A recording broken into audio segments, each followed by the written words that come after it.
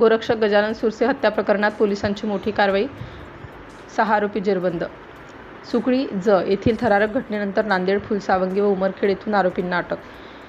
उमरखेड तालुक्यातील सुकळी ज येथे घडलेल्या गोरक्षक गजानन मारुती सुरसे यांच्या निर्घृण हत्येप्रकरणी पोलिसांनी मोठी कारवाई करत एकूण 6 आरोपींना अटक केली आहे. या घटनेमुळे संपूर्ण परिसरात खळबळ उडाली होती.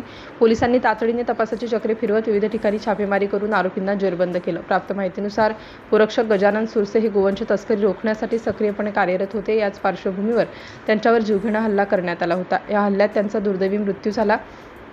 घटनेनंतर परिसरात संतापाची लाट उसळली होती. या प्रकरणाचा तपास पोलीस अधीक्षक यवतमाळ, अपर पोलीस अधीक्षक यवतमाळ तसेच उपविभागीय पोलीस अधिकारी उमरखेड यांच्या मार्गदर्शनाखाली सुरू करण्यात आला. स्थानिक गुन्हे शाखा यवतमाळचे पोलीस निरीक्षक यांच्या नेतृत्वाखाली API बांडे, PSI शरद लोहकरे यांच्या पथकाने तपासात महत्त्वपूर्ण भूमिका बजावली.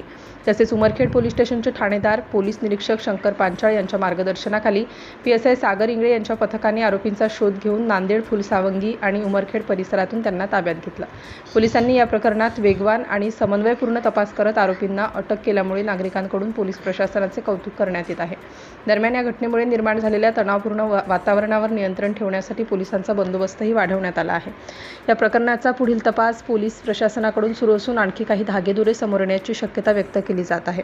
सिटी इंडिया न्यूजसाठी तालुका प्रतिनिधी बबलू उर्फ मोहम्मद शेख. भ्रमणध्वनी क्रमांक 9067 93 40 36.